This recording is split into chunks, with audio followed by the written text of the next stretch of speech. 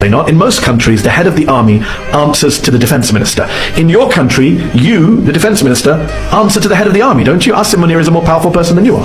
No, it's not like that. You don't think General Asim Munir is more powerful than you are in Pakistan today? No, I'm a political appointee. I'm a political worker, you know. But I'm saying in other countries, in this country, or in the US, Peter Hegseth can fire the top American general. You can't fire the top Pakistani general. You know, they have a different model over here. Yeah, it's called democracy. No, it's called deep state, you know. Well, civilian rule. It's a deep state. Pakistan doesn't have a deep state. You know, every country has a deep state. But in your country, the deep state's in charge. You just claimed that India is controlling Imran Khan's Twitter account. What evidence do you have for that?